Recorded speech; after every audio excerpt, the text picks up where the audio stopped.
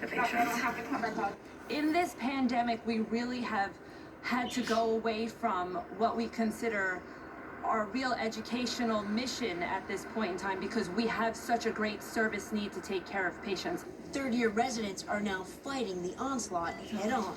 I'm good.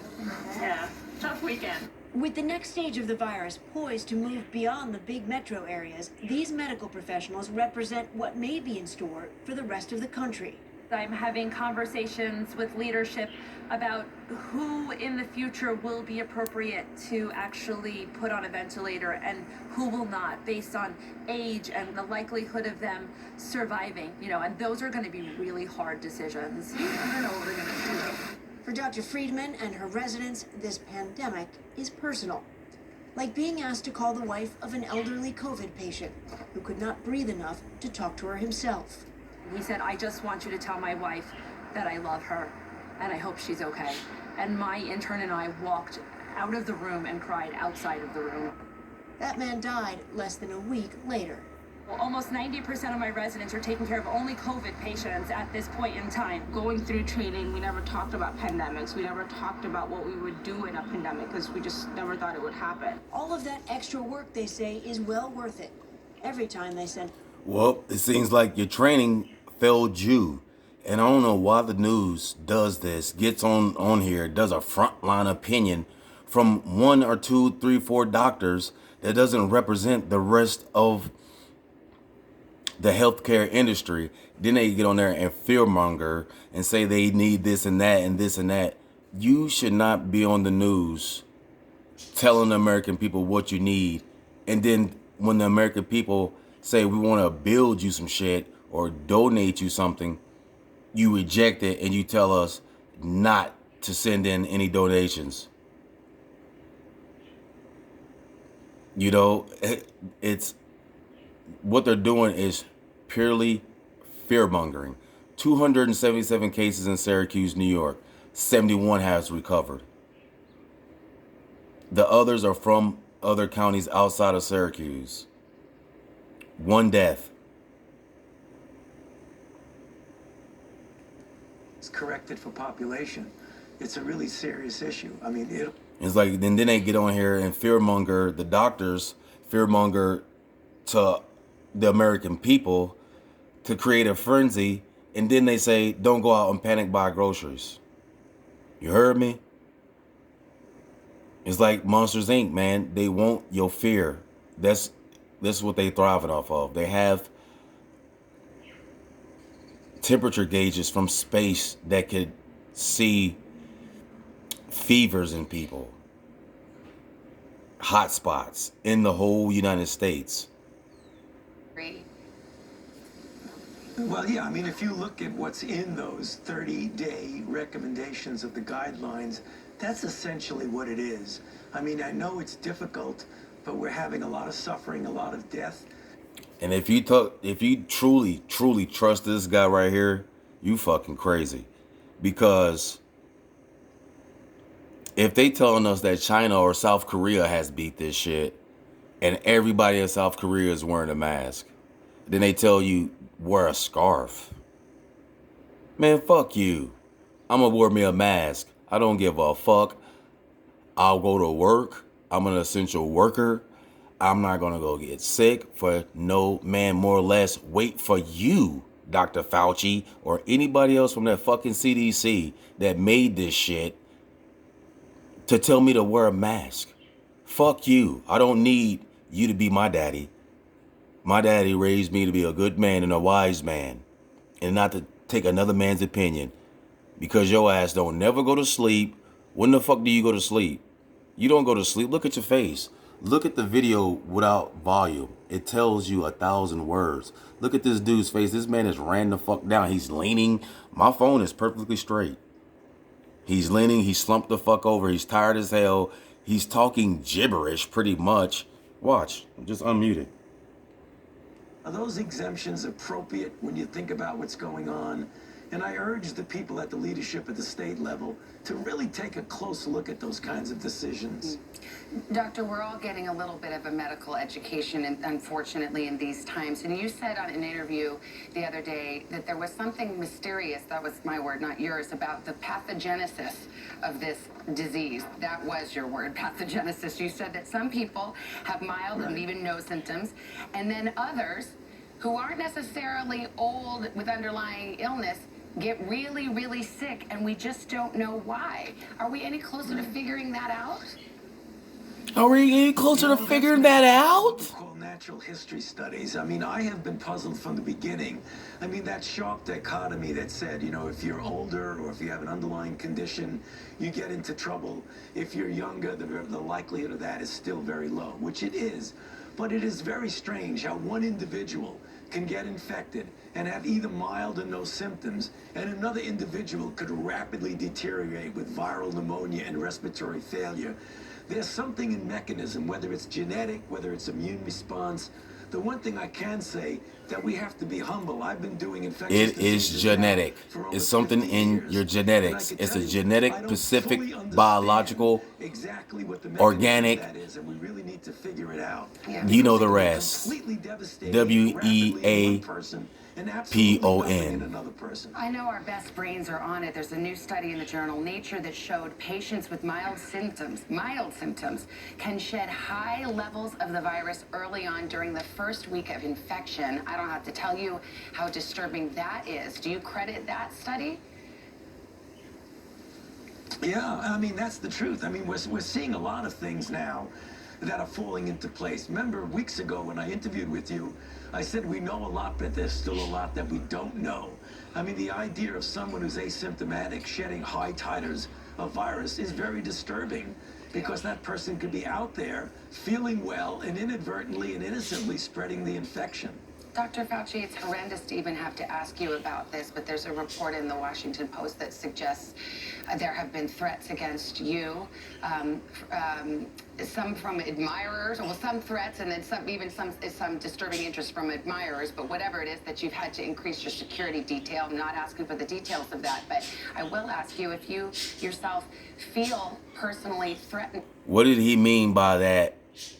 A person with a good, healthy system gets the coronavirus, and then it does what? The person does what? They shed it. They shed it at high rates beyond normal. He doesn't understand that. What does that actually mean? If you are a biological scientist, or if you understand molecular structures of germs and contagions, when you tell someone, in my high knowledge and composition of understanding of things like this, anything science, that means that, guess what? This is Kobe. I'm playing basketball. Fuck it. I'm playing basketball, sweating my ass off. But then, okay, here comes Jordan with the flu. Boom, boom, boom. Jordan's playing basketball with the flu. Not the coronavirus, with the flu. He's shedding the flu while he's playing. He's shedding the flu. He's sweating the flu out of his body while he's playing basketball, right? He's dunking. He's doing all this shit. He's going through the, from the free throw line. Oh, it's Jordan. He does his thing. Oh, look it through the legs. Oh, shit, he's doing his thing. Fade away. If a person is shedding the virus, that means it's attacking their immune response, and their immune system is actually refusing to take grab of the virus. So that actually means that person that's shedding that virus at a high rate is either a host or is the cure.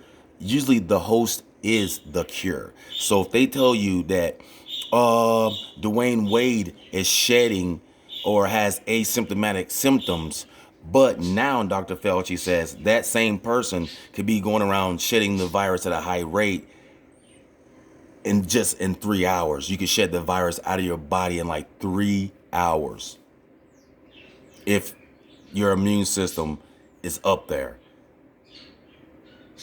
But it doesn't necessarily have to be there. It's just, how do you take hold of this actual problem? Everybody wear masks. South Korea did it. Dr. Fauci said in a perfect world, if everybody could wear masks, That's what he would suggest, but it's not a perfect world. So what are you telling me, Dr. Fauci? China's a perfect world. South Korea is a perfect world. You know, that's what I don't understand. You telling me South Korea and North Korea and China could walk up and down the streets and sanitize the fucking streets, but you cannot do it here in the United States? We ain't sanitizing shit. Have you seen motherfuckers walking down the street in white suits spraying your neighborhood down, at least with a little bleach? Just spraying shit down just to fucking, you know, get your mind all good? Look at these fucking people, man. This shit is a game. It is a game. It's a game. It's all about the social media. It's all about Zoom. It's all about them. It's all, like Papa Doug said, it's all about the data. It's all about the data. Nurses should never be on social media showing any fucking patient or any body in a hospital whatsoever. There should be no cameras in a hospital on a fucking doctor telling you what's going on. Fucking look up videos of doctors with talking about Ebola on camera. Oh, I can't take it. I just quit my job. I can't take it. I just quit my job. And then fucking regret quitting your job. To those fucking, that black nurse out there. There's 2 black nurses out there that made it on fucking TV talking about they quit their fucking job. Now they regret it because now how the other nurses look at them. Like you're fucking weak. You ain't in the shit by yourself. You ain't the only one with no fucking kids. But you want to get on fucking TV to fearmonger people, to fucking tell them that you quit your fucking job so they can get it in their head, so you can plant the fucking seed or the germ in their brain to quit their fucking job. And then you have a catastrophic job loss of fucking nurses or people wanting to volunteer because of 2 fucking black ladies. When they know in social media tests that black women are some of the most influential women on social media. So when you put a black woman on TV now, it sells. You can't put a white woman on TV and have her sell you the COVID. You gotta have a black woman sell you the COVID. You know, they know trends. They know trends. And it's only so weird that all their people are getting sick. All their people. And miraculously recovering. Why? Why? To report on the crisis that was getting underway in Japan. I really didn't expect to be away as long as I was, and so to come home to my family and to hold that little guy again, it felt really, really good. After 49 days away from home, 7 weeks of uncertainty, there was nothing I needed more than this. My only child, so brave and resilient during a time that's got to be confusing when you're just. You hear what she said? 7 My husband and I weeks. captured it on video so we can show him someday. She's been on Explain how our family, like so Come many on, man. around Look at the world, 50 has days. navigated You've been away from your this son for 50 days the for health what? worries, the school You closures, telling me the when Trump quarantine. said, oh, I'm canceling all flights, you couldn't come over, they were quarantining your ass then? Look like moving forward when it's all over. For us, it started late January when I traveled to Wuhan in China's Hubei province to report on what was still then a mystery virus. The streets here are unusually quiet. Yeah, but you don't show the video until now. 3 months later. You don't show your video now. Nobody's seen this shit until now. Has since spread across the globe, with the number of cases and deaths rising daily. This is how you know social media is part of it. Daily life for hundreds of millions of people. The media is part of it. Wuhan, hospitals were overrun, medical staff overwhelmed, the sick segregated in treatment centers. Look at that. Look at that. They're opening in the Look at this US. shit. Our life moved indoors and online. You see that shit, boy? Outside time spent Oh my mostly God. at You see they home, fucking, with other parents you know too all them late niggas in there to dead? play together. Do you miss your friends? Yeah. They just probably killed off their whole fucking, half of their old population. Just said, fuck it, we can't cure you, you gonna die. Fuck it, we just gonna kill you. Here, and take this. Americans on this cruise ship waiting. By mid-February, I left home to cover the coronavirus crisis in Japan while trying and often failing to figure out a plan for the family. Look, but she didn't say mystery virus. She said coronavirus. She did. That's the thing. They know what's going on.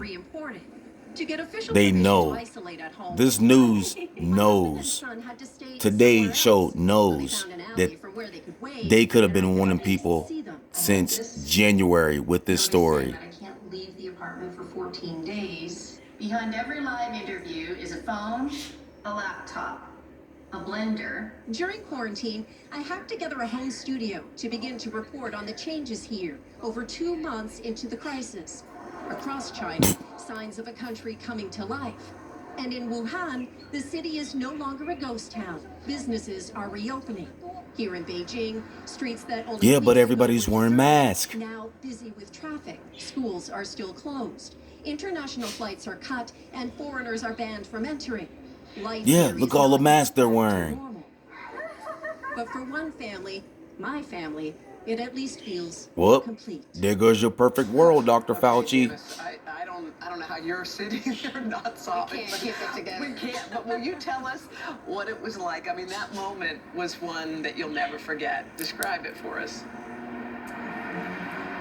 My job is more important than my kid, and I wanted to say over with the Asian people with the bat lying story about bats, and I wanted the cover up of a biological organic WEAPON, and I just didn't understand, like, my son did not matter. I wanted that story. I didn't care about being sick whatsoever. 49 days away from this little guy. There's still a lot of things that are strange here for a kid to try to process.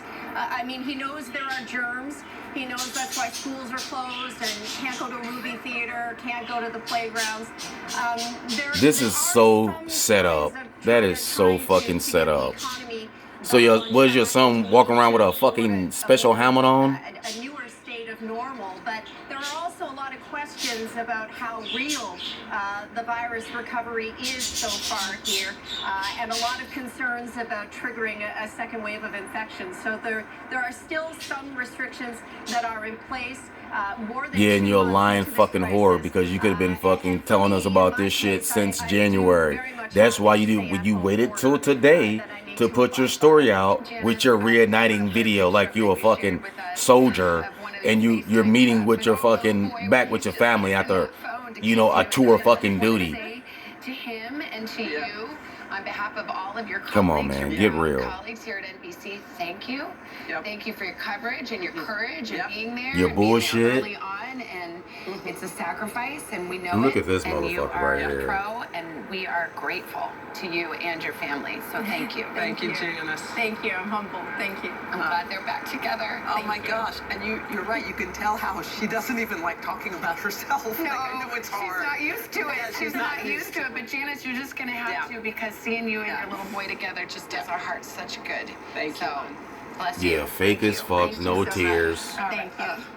Let's get a check. No of the weather tears. out, because I would like to sit here and just cry Yes. for a few moments. Yes. It's just so lovely. Yes. I'm starting to get a little misty because my girl is in Paris in school and couldn't come in, so I get it. It's hard to be a part. Anyway, let's take a look. Show you our national map. Yeah, it's all about them and making all this shit. Anyway, Them using the weather or the news like us. Have you not noticed that? As well. That's what's going on around. Or you don't want to notice it? Here's what's happening. That all these fuckers are doing the same thing that we're doing on YouTube and Facebook and Instagram, Snapchat, TikTok, Simplify, where the fuck it's called? MySpace. Shit, Ash Jeeves. If you know who that is. If you a fucking 80s baby when this shit first came out. But yeah, man, it's all part of the plan. It's all about the data. They're all streaming. This is streaming. He's streaming to today's show. There's not just two people in that studio. Trust and fucking believe that you think these two clucks are the only two fuckers in the today's studio. You gotta be fucking out your mind. Major health story this morning. This is a biggie. This could be a lead on any other day. The FDA Yes. has now requested that all Zantac Yes. and generic versions of that heartburn medication be pulled off the store shelves. So where will millions of Americans Yes. turn to for relief? We're going to ask Dr. John Torres about all of it coming up after these messages. So fake. All right, peace. Hit me up in the comment section, man. Tell me what the hell you think. And tell me if I'm overanalyzing this shit, if I need to take a breather, if I just, you know, need to get my full-time job back. Yeah, just let me know, man. Share the damn video. All right, peace.